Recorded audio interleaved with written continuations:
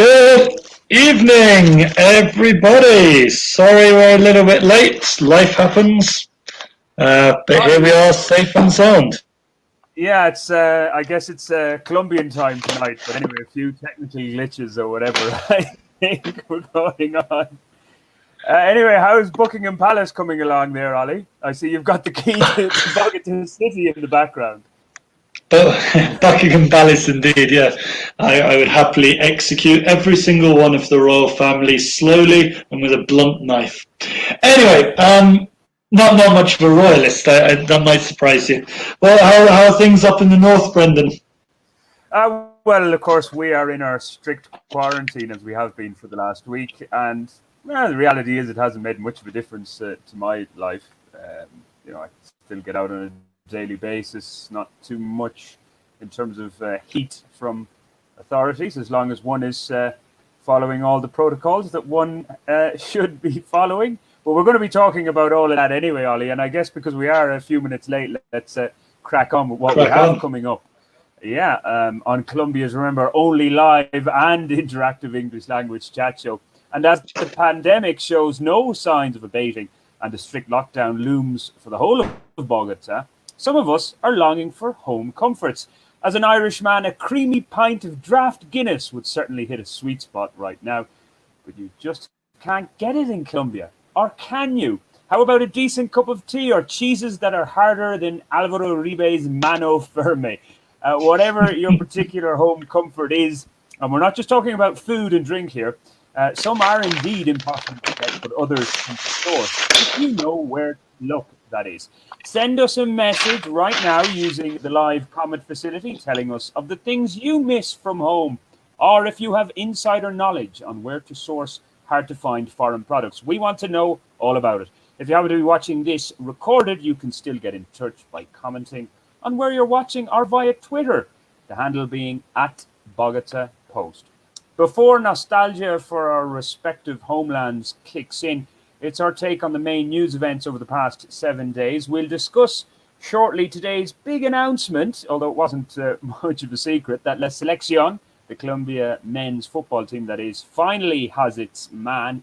But first, Ollie, as we mentioned, we're set for a weekend of tough coronavirus containment measures here in Bogotá, or supposedly anyway.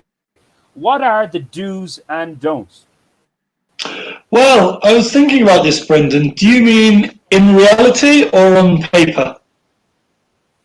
Well, on paper, first of all, because I know you have them virtually on paper in the Bogotá Post. So what are they on paper? And then we can discuss what's really happening. Yeah. So it's a little bit rushed, which is a bit of a surprise, I think, this time, because, they should have had plenty of time to prepare what they're doing. It's not... I think one of the most confusing things, Brendan, is that we're constantly renaming. So at the moment, we're in a night curfew. That's what's happening right now. So for the last hour and a quarter until 5 o'clock in the morning, don't go out to do anything at all. Everything should be shut. There should be absolutely no circulation in the city other than key workers, key medical workers and carers. Then tomorrow, we won't have a nightly curfew, but instead we're going to a total restriction of movement. Again, not really clear what that means. We don't really know what the exceptions are. The last time I've checked, it's not been clear if exercise is counted in there, if dog walking is counted in there. If anyone's seen any more recent information, please let me know. As far as I'm aware, the last update I saw, those weren't included. Interestingly enough, they said a complete block on people moving around the city, but shops are still allowed to open. Now, presumably shops won't just be open for medical workers. That would seem insane. And again, I think what we can see reading between the lines is probably the same exceptions as before. So yes, one person per household to leave the house, do shopping, etc. Yes, you can take dogs out. Yes, you can do an hour of exercise. Don't take the piss. Don't go too far. And probably you're going to be able to get a Rappi guy to deliver, or other services are available. I actually don't recommend Rappi. But, somebody can come and deliver food if you need. Probably. Maybe. Yeah, but I guess, as you Not said, quite if sure. if the shops are open, then surely you can go out yourself. There might be people who don't like having. Well, this brings us to the second. This brings us to the second point, doesn't it, Brendan? Which is how much of this is actually being enforced. I was walking through Teusaquillo 2 days ago. It's fine. People are sitting down in restaurants. It's not blocked off. It's not shut down. Less open than normal, but actually for this week, I'd say it's pretty normal. How are things up in the Usaken lockdown? Yeah, well, I was just going to say, it's pretty similar. I have to be careful what I say here, I guess, but I have an office. And to be honest, if I didn't have this office, it's for mental health reasons. I'm sure I could get a doctor's cert. Because I think there's a difference between having a place to stay and a home. And I just have a place to stay. So my office is part of that, this panaderia. That's been operating pretty much as it has been for the last few months. Now, some other panaderias that were that had started, I should say, having customers inside sitting at tables spaced out in other parts of Verbenal. That the panaderia I refer to, that's kind of my office, is officially in Suba. It's the other side of the autopista in Barrio Nueva Zelandia. But other panaderias in Verbenal that I know of that, as I said, had been having customers sit inside now are not doing that. It's only for takeout. In terms of movement, because again, I was talking to the owner of that Oficina Panaderia that I call it, and he said, well, we're going to be the same the week. Because I said, this weekend, I'm guessing it's going to be stricter. And he said, no, sir, aren't we in a strict quarantine? So it'll be just the same as it is. Now, I have a feeling things might be stepped up a level or two at the weekend from what you're saying and the measures that seem to be announced. But as you said, there's so many grey areas we don't know. But if we are in our strict lockdown and there's going to be no extra enforcement, well, then it's like there are fewer people on the streets, less traffic generally, and more businesses are closed. Like in terms of tajeres aren't open, and like cell phone shops, mobile phone shops, they all have like signs saying, contact us if you need our services or whatever. Yeah, but and then the panaderias, restaurants are open generally, the majority for takeout. You can't sit in them. But I can't say, the only thing is, and we discussed this yesterday in our little prep for today, I did notice police at every 500 to 600 meters the other night, and I thought, God, is this a sign now that they're going to increase their presence over the next few days? But then tonight I walked from El Codito, I walked from here in El Redil up El Codito, so up the hill, and then walked all the way down to Barrio Nueva Zelandia, crossing the autopista, and I saw two policemen on push bikes. On that whole journey. On that whole journey, exactly. So it'll be interesting to see what does happen in terms of enforcement, because obviously the reasons for this, it's not just that they're going, let's lock down, it's because of the capacity in the ICU, UCI, whatever you want to call it, bed. So that's the whole reason behind it. But my kind of take is, if that here in Usaken and Suba, if we're in this strict lockdown already, I don't see it changing that much over the next few days, whereas you guys in Chapinero are officially not in a strict lockdown. Is that correct? Yeah, that's right. So very much here, and again, I would say, I would agree with you that Tuesday, a bit on Wednesday as well, I think a few businesses were spooked, Brendan. So we didn't have papelerias open, and I think a lot of people actually, Tuesday would have been their first day of trading anyway. A lot of people take the first couple of weeks off until the Mage Kings. But I would, I would go along with that. I've seen things opening recently, and I would say around here is pretty much back to back to normal. With one caveat, one very big caveat, which is a lot of places are just shut now, full stop. They're not closed for lockdown, they've gone out of business. Gone out of business, or do you think they've taken a sabbatical? No, gone out of business. Arienda signs up. Okay.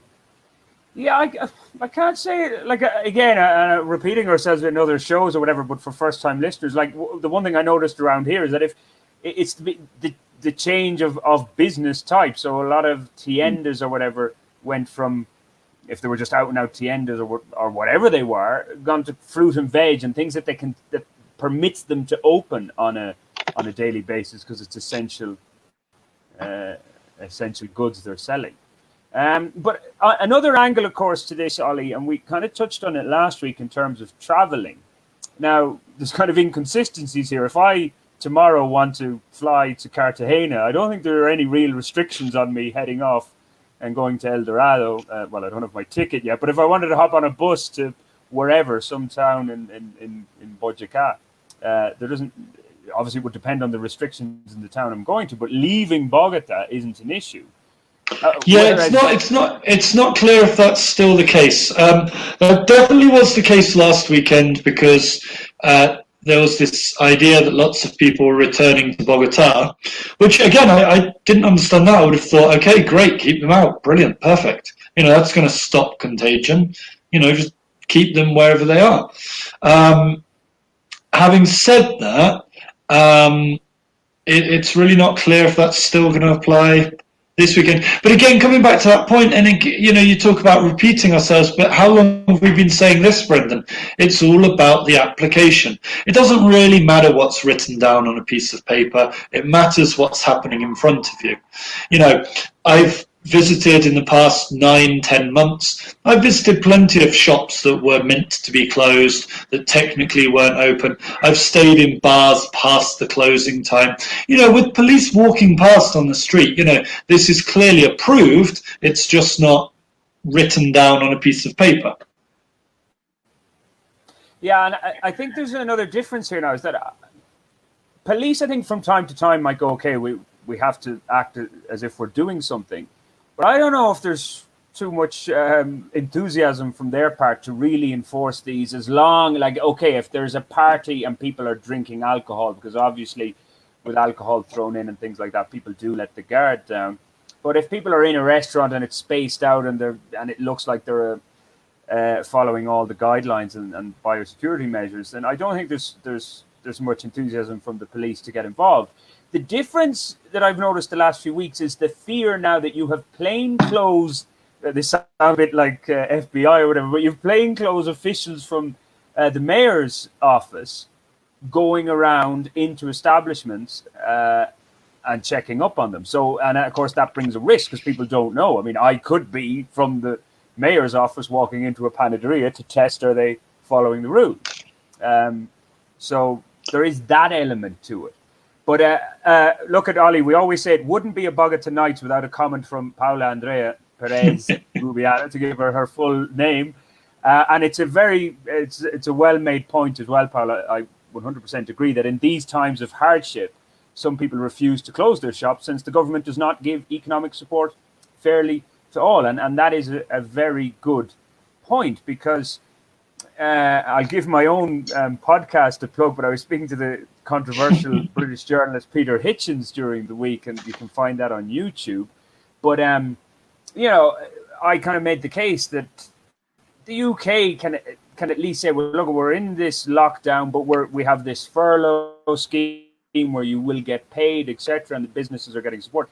In this country, it's kind of, well, we're having a lockdown, but find your own way out of it as well, guys. Okay, there are some supports, I know, but in terms of richer countries, they don't match up. I'm guessing. I mean, I don't own a business here, but from what I remember speaking to a hostel owner, for example, the Cranky Croc owner, in the early days of this, and he was saying the government supports are practically nothing to talk about at all, and I don't know if that's changed. Yeah, I mean, I think it depends on. Sorry. Yeah, it's. We love cats. Yeah. You're not in the cure, Brendan. I think it varies massively, doesn't it? I suspect there are quite a lot of payouts if you're in the right place and you know the right people. I'm not sure that they always go. And to be fair, I mean, I will give a little bit of balance to Paola's comment. I think she's right that economic support probably doesn't come fairly to all. That definitely doesn't seem controversial. I would say that probably they do give economic support to some, I would say. It's cocked up in its application, let's say, but the execution of it isn't great. But there is an attempt to do it. And again, I know we've banged this drum before. We do need to be a bit careful of judging. I was following a thing on the Colombia Reports page earlier today, and somebody said, let's hurry up with this vaccine. Let's get the vaccine done. And I sort of said, well, but what do you mean? He's like, they keep on putting through decrees. Why don't they just give out the vaccine? And so I said, well, there is no vaccine to give out. And he said, but in America they've vaccinated loads of people. And I said, yeah, that's a big part of the problem. America's got lots of vaccine doses. Countries like Colombia don't have very many. Even when they do arrive here, there's logistical problems that the United States doesn't have to deal with. There's educational problems which lead to 46% of Colombia not wanting the vaccine, things like that. US doesn't have to deal with that. The UK doesn't have to deal with that. Ireland doesn't have to deal with that. Now, that's not to say Colombia isn't making mistakes. But to try and say, America can do this and the United Kingdom can do this, it's not really a very fair benchmark, I feel. Yeah, actually, interesting you should say that. I was listening to a journalist from The Economist speaking on Spectator TV, if you will, today. And he was based in Israel, but they were comparing Israel because Israel is the leading country in terms of vaccine rollout. And he said, well, look, at the size of Israel, these vaccines fly in from Belgium. That's where they're getting the majority of them from. That's the Pfizer factory or whatever, production center, whatever it's called. And he says within 5 to 6 hours, they can be in every corner of Israel. So obviously, Israel is very efficient in many ways, but yeah, like you talked about the geographical problems. Even if they get the vaccine into this country, we're just rolling it out like that. Sometimes it's better that people don't know these things are available because they expect, I want it now. It's this now. Yeah.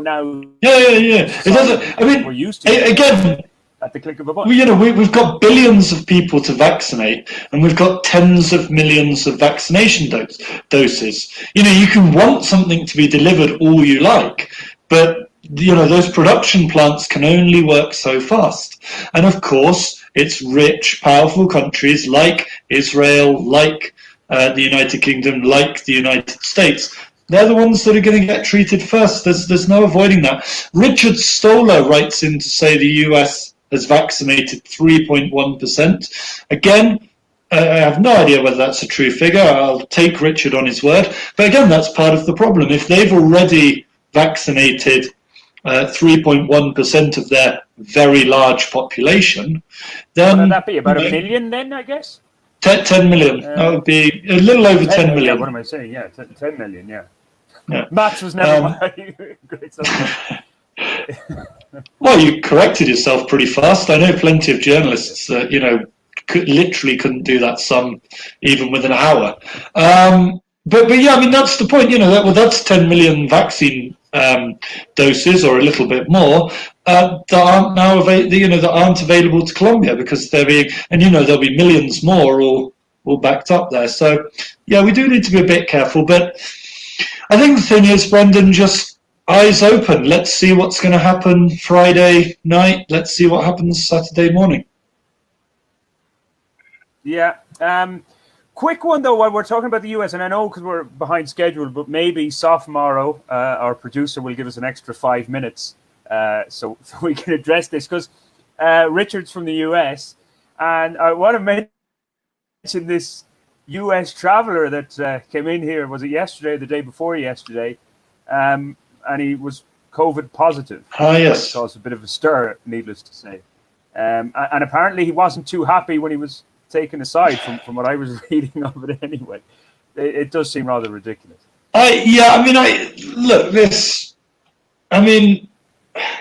What type of a Class A Burke do you need to be? I mean, look, okay, we don't know the full situation here. We can't really. And, it seems, it may well be that, he's visiting a sick grandmother or something. We just don't know. The report that you forwarded me, actually, from Juan at the Migración. Looking at that report, there seems to be nothing to suggest that we're talking about a Colombian-US dual national. He's described as being a tourist, an extranjero tourist. Now, honestly, what is going on in your life that you think, I need a holiday so badly that knowing I am infected, or okay, it could be a false positive, they happen in Colombia. But, why would you take that risk? Nothing about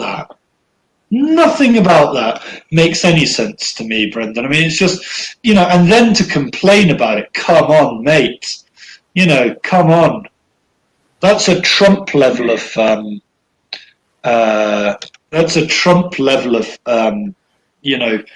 reality dismissal.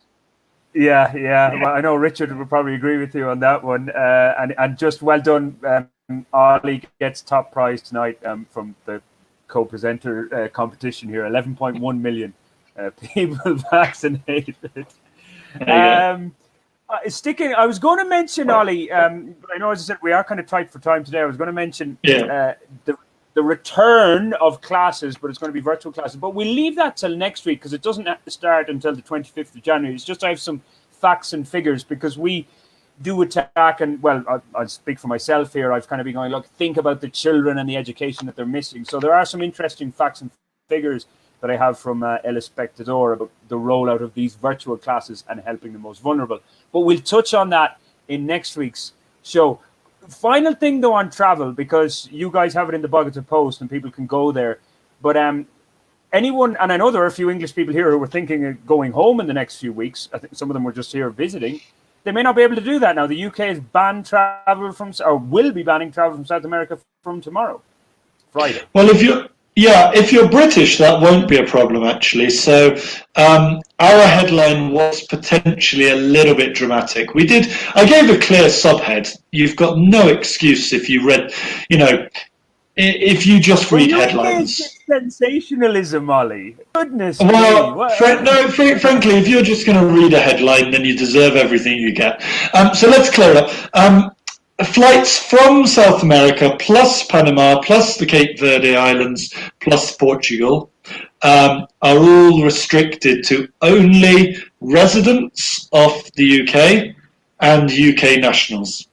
Everybody else is not allowed. So, for example, that would include you, Brendan, of course. You wouldn't be able to take an Avianca direct flight to London. So this is quite... And all the things I do for the British Empire, Ollie, that's terrible. All the things I have done. Well, you used to work in Belfast, I heard. But, I haven't actually fully checked whether or not you can change planes, but you certainly couldn't do, for example, Avianca direct to London, which I know a lot of Irish people do. Avianca direct back to London, switch airports and hop across to whichever airport in Ireland. That's absolutely not an option for you at the moment. Yeah. Okay. Well, we'll watch this space. Speaking of airlines, though, Richard does make a good point that Avianca is sending out emails, and he got one today that fly to Colombia for a very cheap price of $192 round trip. But of course, the airlines are going to send you these things.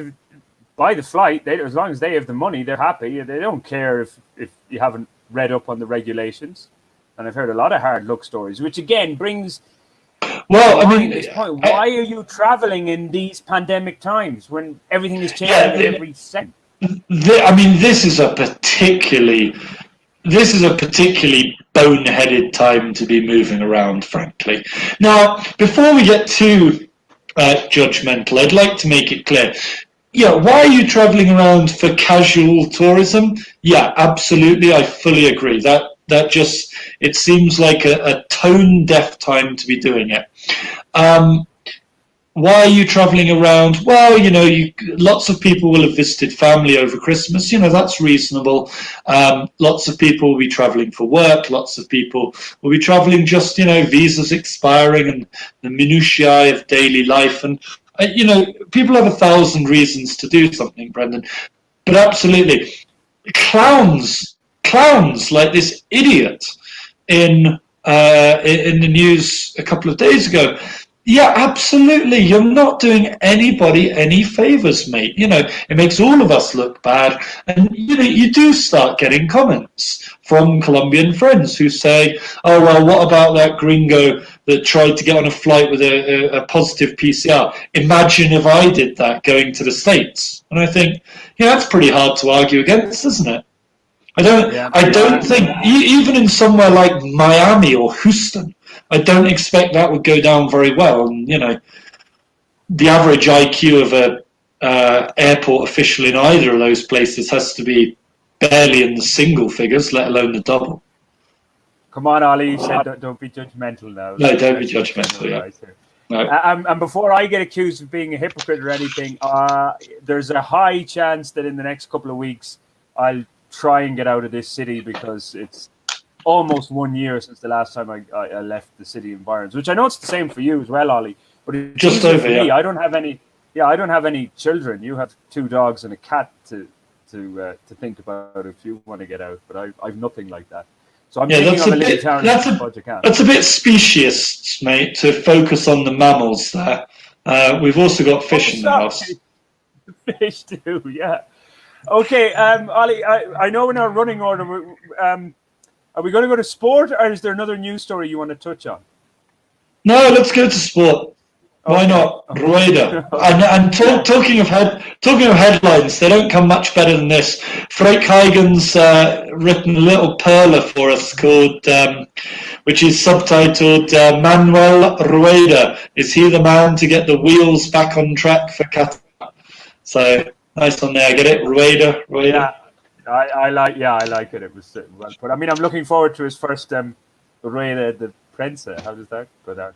We've said that as well. Yeah, we're very much hoping that he's going to have an accident on wheels, so that we can have a Rueda de Princess sobre Ruedas con Rueda. That's where we want to go. I don't know what's happening. But anyway, yeah. So the news is Reinaldo Rueda, the worst kept secret. Well, they weren't keeping it a secret anyway. Is now the new head coach or manager, whatever you want to call him, of the Colombia's men's football or soccer team. I think it's news that most Colombians seem to be pretty happy about. He had a decent spell at Nacional a few years very recently, yeah. With him. Yeah. Now, an interesting stat, though, for those who like win percentages. He was coach of Colombia between 2002 and 2006, and he had a win record of 42.5%.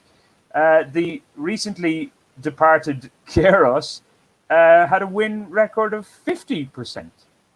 Yeah, but let's look at fewer games, yeah, and one of those wins coming against an absolutely rotten Venezuela. So yeah, let's not. I mean, they barely turned up, to be honest. So let's not read too much into that. 2002 and 2006, I'm sure Colombia played Venezuela about 4 times. So yeah. But back then was yeah, okay, yeah, we're comparing, kind of. And also, you've got to remember, Colombia in 2002. Don't be fooled by that. By that very heavily asterisked Copa America win. That wasn't a team of the same vintage that we have now, that's for sure. Yeah, no, it's a fair point. And of course, Rueda has form of bringing teams to World Cups with Honduras, wasn't it, in 2010, and who was it in 2014? Ecuador. Who was it with? Ecuador. Yeah, were Ecuador in the World Cup in 2014? Yeah. Okay. Just bear with me a second. Your journalist had an article about it. You should know. I did literally write it down. He got to. Ollie's brain is ticking over. Yes, Ecuador. Yeah. Why did you not believe me? Ecuador. There you go. No, I didn't believe you. No, no. You put doubt. You sowed doubt. Yeah. And of course, the interesting thing is he's leaving Chile. So he's going to be, or Chile are going to be coming here to play Colombia. So no doubt they'll be probably going, let's put one over, because Chile aren't going fantastic. So they need to find a replacement. And that's one of the interesting things, I think. I mean, okay, the Chilean golden generation very much, shuddered to a halt a couple of years ago. But, yeah, I mean, I wonder if Chile are going to be all that sad to see him go, to be quite honest. Yeah, I don't think so. Right, well, look, will we leave it there? How's our James watch? Anything on him before we get on to our main topic? He's back playing anyway. Well, Everton did very well with Sigurdsson playing in his absence, so let's see. Okay. By the way, one final point on COVID and travelling. Richard makes an interesting point that does it really matter if you're travelling from high COVID countries in terms of epidemiologically? Yes, it absolutely does. And this, again, it comes back to the reason that the UK is banning South American flights, because variants aren't the same between regions. So, okay. By the way, I will add one quick positive. Yeah. Which in terms of variants and mutations, that the history of these, they mutate, is that they usually mutate themselves to uselessness, as in they can't really affect humans. That's the kind of history. I was listening to a virologist talking about this on Spectator TV again. I shouldn't be plugging Spectator TV, but it was an interesting chat. So that's another hope, that it might just kind of peter out, even with the vaccine and everything else, and everything might come together magically by June. That's my hope. Yeah. Anyway, Ollie, let's get to home comforts. When Ollie Pritchard is having a downer, and you've probably had a few of them over the last few months. Not that I'm saying, but I'm just saying we all have in these weird times. What do you think of from old Blighty, from Britain, from England? What do you miss the most that you can't get here, or is very difficult to get here? Good quality British cheese is a bit of a problem sometimes. That's mainly because I'm tight. Marmite. That's my number one, because I was thinking about this earlier today. Definitely got to be Marmite. Tea is fairly easy to source. I mean, I'd love to be able to go down to any supermarket and pick up a, nothing fancy, just, a bag of PG Tips or Tetleys or something. Oh, somebody's coming back. But I'd also like to, I'd like very much to get Marmite. That would be okay. And things like crumpets. I'd love crumpets. Oh, crumpets was on my list, actually. I know that's very Englishy, but in my family over the last few years, they've gone mad on crumpets. So whenever I go back home, it's like, oh, crumpets, these are nice. I mean, growing in the 90s, growing up, crumpets was something you read about that happened. Exotic crumpets from England. Yeah, exactly. But just in terms of Marmite, Ollie, when Marmite for me, it rhymes with a vulgar word in English, and that's what I think it is. That comes out your posterior. Well, an unkind man might say, because I think I know what's top of your list, an unkind man might say that a pint glass full of Marmite and topped off with shaving foam would not only look the same, but taste better. I wouldn't agree with that, but yeah, that's also not to everyone's taste. But I just on liquid drinks. You mentioned tea, but like the tea you get here, black tea, is usually rubbish. To be honest, I know there are a few kind of exclusive tea shops, but they're expensive. You know, so you just can't go in and kind of get your, for 5,000 pesos, which would be kind of the equivalent in terms of buying power, getting 160 tea bags. You know, you can't get that. No, but you can get Stephen Fry tea, which is good. So not the end of the world. Okay. It's, like you said, you mentioned expensive. It's expensive. Yeah. You mentioned what would be on top of my list. Well, you assumed Guinness. To be honest, I can go without Guinness. And I know I mentioned it in the intro, and that was just a bit of fun. Like, I don't have longings and I want a can of Guinness or a draft of it, to be honest, because it's best draft from the barrel directly. But yeah, like it's not something that I kind of wake up in cold sweats going, no, I haven't had a Guinness for 2.5 years. Well, that's a lie, because the Irish Embassy in 2019 did have a St. Patrick's Day get together, or maybe it was the Bloomsday in June, and they did have cans of Guinness specially brought in from Ireland. So that was a little treat, and then it was nice. But like you could get Guinness here 6-7 years ago, but now it's gone. Or if it is available, it's in a few, I don't know, specialized places and their cans that they got years ago and just didn't realize they still have them, I think. Yeah, or which have fallen off the back of a lorry and sort of made their way into Paloquinal, Yeah, I'd agree on that. The other thing you mentioned, cheese, proper. A lot of the cheese here, it's not mature enough, is it? It's just like it came directly from the cow. That's what a Polish friend of mine always used to say. Yeah, he's another writer for the Bogotá Post. Arek always used to say that, he said in Colombia they want to rush everything, and you can't rush cheese, Yeah, well, now I have to say, a few years ago, I was invited. One of the very rare occasions I got a perk out of, the blog and stuff, to a buffalo farm in Marsella, between Marsella and I got the name now is out of my head, but it's not too far away from the village of Marsella, but it's on the road, and you've got Caldas, and what would be the other department? Caldas, and it's on the border. Anyway, buffalo farm there. Caldas and they had their cheese. Okay. Yeah, but they had cheese there.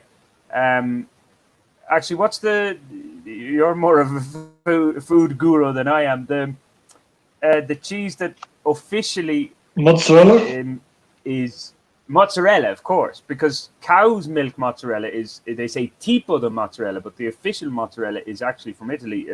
Is buffalo milk. Apparently, that's what the guy was telling me. But they did have some decent cheese there. I have to it was probably the best cheese I've tasted in Colombia. I think maybe I'm telling a lie there, but it was certainly very good cheese. And if people are wondering, the farm was called Gibraltar. It's Gibraltar, I guess, if you search that online. I'll obviously have to wait in a queue to go in, but yeah. Yeah. Oh no! Wait, you will. You're the EU citizen, yeah. Yeah.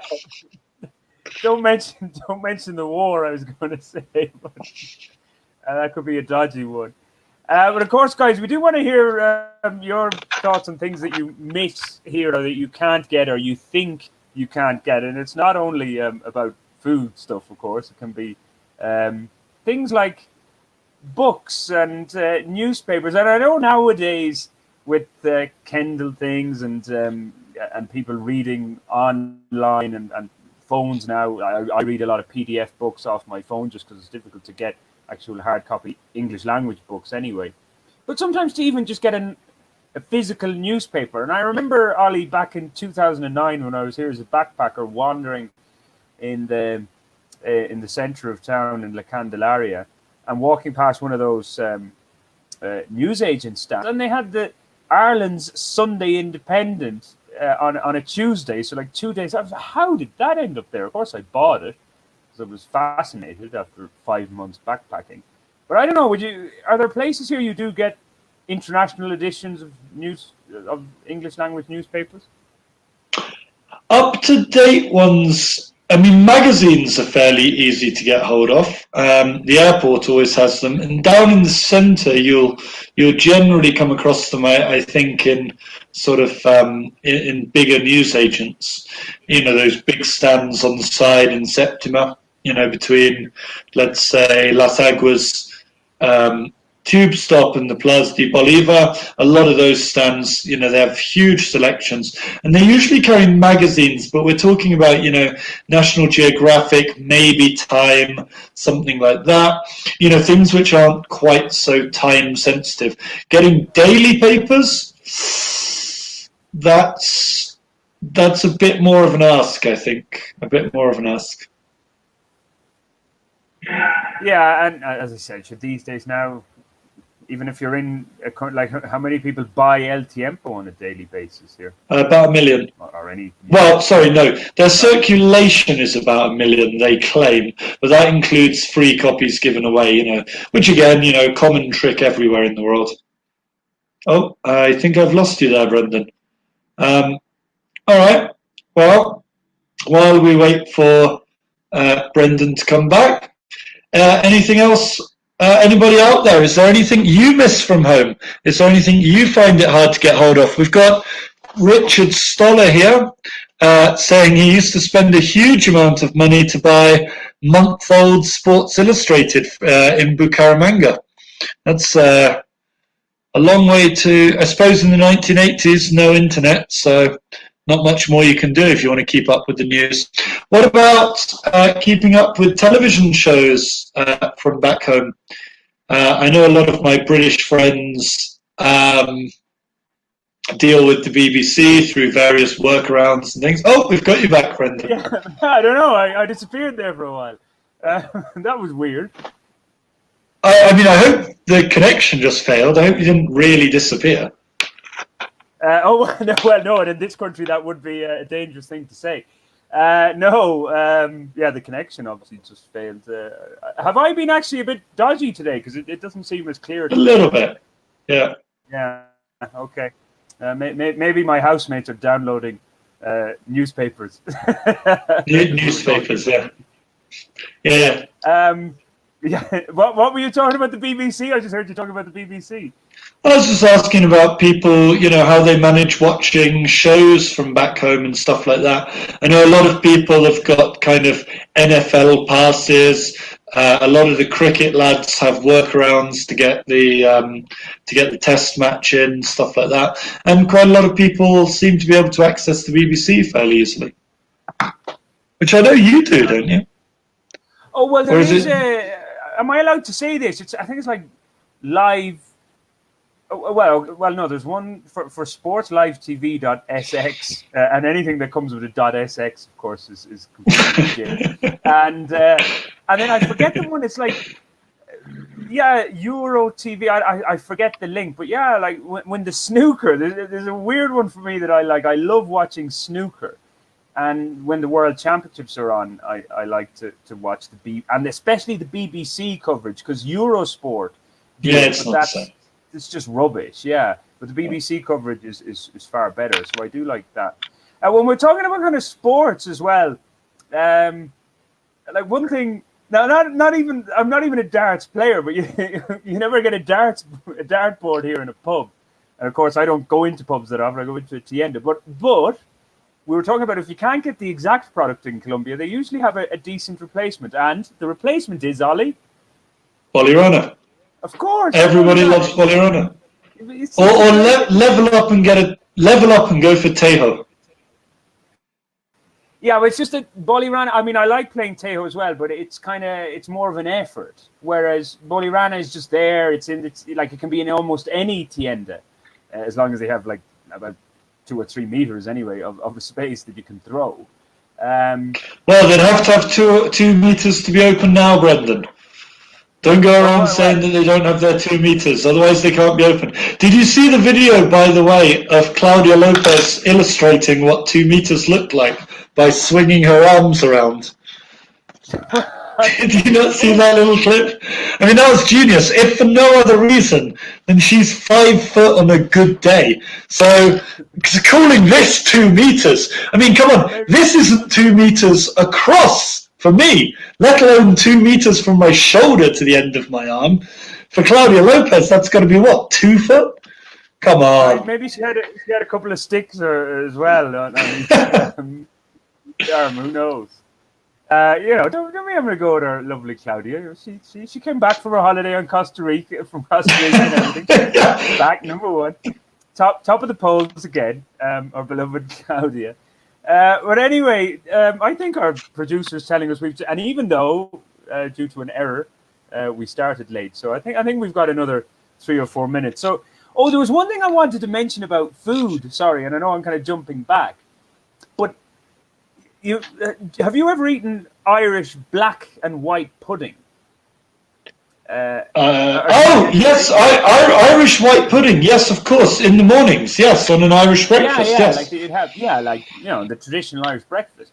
I mean, I really do, because the reason why it's in my head a couple of weeks ago looks a little bit like guide dog shit back in the day. Thanks. I'm going to remember that now the next time, and I have some of it in the house now because my Irish friend who was in the States got it there and came back here to Bogotá and he cooked me an Irish breakfast that we had on a Bogotá evening here a couple of weeks back. But the reason I'm mentioning that is that people kind of go, but it's like morcilla or Regina, as they say. And I go, no, it's just that tastes horrible as far as I'm concerned. Well, I wouldn't say horrible. It's edible, just about. But it's nothing compared to the Irish black pudding. White pudding. You see, I've got to disagree with you here. I prefer morcilla to black pudding, and I'm a big fan of black pudding when I'm not being vegetarian. But you're being vegetarian now, anyway. But yeah, I'm not sure I'd go. But by the way, yeah. Oh, but a trip up to see family in Yorkshire, we'd be expecting black pudding, no doubt about it. But yeah, Anyway, morcilla, I don't know. It's got a funny aftertaste on it usually. I think the rice gives it a great little sort of extra texture. Fantastic. Yeah. Here's one for you. Yeah. Any Scots out there looking for haggis? Here's one for you. Get yourself to a Santander restaurant. A pepitoria is about as close as you're going to get to an opened haggis. What's it called? Pepitoria. Pepitoria. Okay. Yeah. Okay. And it's decent. Fucking great. Okay. Fantastic, yeah. Peppery offal, fantastic. But I mean, I do espouse vegetarianism in general, but if you do feel like you need animals to die for your pleasure, that's a great way to do it. Every now and again, it's worth it. They were dead anyway. You can use that excuse. Look, Ali, our producer has told us that's it. I thought we were going to get an extra 5 minutes, but there might be a show coming on after us, so I think I think that might be the case. It's a topic we're going to return to because we focused obviously for the large part on food, and we didn't come up with too many solutions for some of these things. So we'll come back to it when maybe in the coming weeks and do a proper investigation on it due to the late start. But yeah, I think we're going to leave it there, guys. There is a show coming on afterwards, I think. So enjoy if you're in Bogotá, your strict lockdown, and we'll talk to you hoy en ocho. See you on the other side. Bye.